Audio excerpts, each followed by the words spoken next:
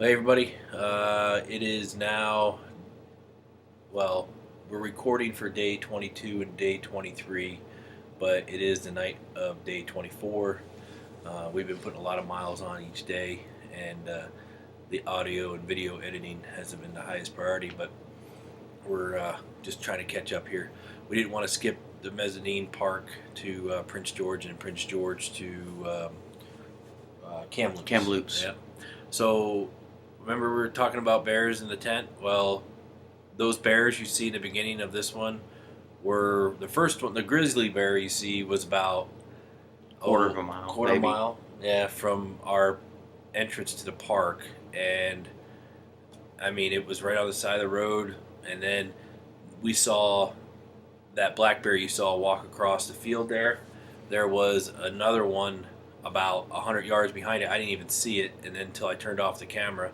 And then down the road there was another one, and the bears really didn't quit until probably about 50 miles later. We kept seeing them. So I was glad to get out of there, as you guys know my feelings about bears. So, but I think what this does, it brings to light the Alcan. We were super impressed with how remote the Alcan was from all the way across. Well, the Stewart Casher Highway, 37 South, it was even more remote than the Alcan. I mean, less services, almost less gasoline, stuff like that. But it was definitely a worthy ride. People tended to avoid it because it's supposed to have like 80 kilometers of gravel. Well, the whole thing has been paved. The southern half, much of it is brand new asphalt, so it's definitely a doer. there was a little bit of nasty construction. Right on the north end, there was a little bit of construction, a few patches of dirt and gravel, but not. I mean, Other very than that. very short, and nothing near as hard as the Hall Road going up to the circle. Nothing near that slippery. Once we headed south on Junction 37, at Junction 37, down on 37, I mean, we dropped off the face of the earth for 3 days. 3 days. We had, people up on Facebook and messages like, where are you at, what's going on, and we had just no means of communicating. If you were going to bring a sat phone, this would be the time to bring it for. If you're going to do that road, it's just, there's just nothing there. No cell coverage, no internet. We were able to stop at one place. I think the internet was terrible, but they were able to get a Facebook post up to let everybody know that we were all right. But that was it. So then you'll see at the end of day 22, I took a couple photos of a town we got to. It was kind of like, holy crap, we're finally made it to civilization. And there was a McDonald's and stuff, and just kind of just taking photos of things you don't normally see or in photos of. But it was nice to find finally a civilization and food and things like that. So day 23, we took off out of Prince George.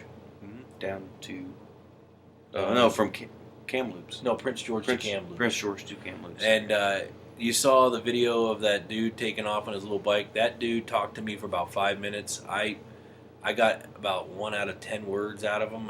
He spoke some broken English, French, German language thing, but that dude made those bikes, and he took off, and it was just kind of funny the way he rode them. And I don't know, just one of the guys you meet. That was pretty neat. Also, you saw a photo of a guy we met. I got his card, and you're probably watching this right now, and I can't remember your first name, but you're going to be, I'm going to send you an email with all the links and stuff. So, but he did the Dempster Highway on a KLR 650, and that's the Canadian version of the Dalton Highway.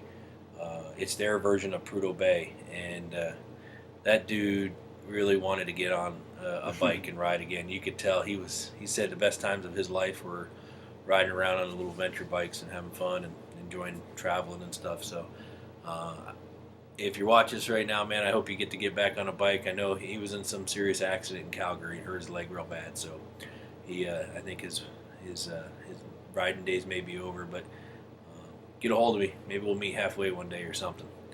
What else did we have on day 23? Pretty uneventful day. Yeah, down to, and that was two to Kamloops. Just to Kamloops. Pretty uneventful day. It was the biggest change was it was civilization. It was traffic. A little bit more stressful riding. Not quite as scenic, but it was really a stark change from the previous 20 whatever days. Yeah, it's kind of hard to find something pretty now after seeing, if it doesn't have like 5 or 6 waterfalls and 6 or 7 grizzly bears and 7 or 8 valleys full of glaciers, it's really not pretty anymore. So that's one of the things we're kind of worried about is like, well, where do we go from here? There's what not kind of much. trip can you plan? What kind of motorcycle trip can you plan that would even compare to this? And I don't think there is one, unless it involves going overseas to Europe or go to Switzerland or ride the Alps, something. I don't know. New Zealand or something. New Zealand, yeah. Yeah, we'll figure it out. But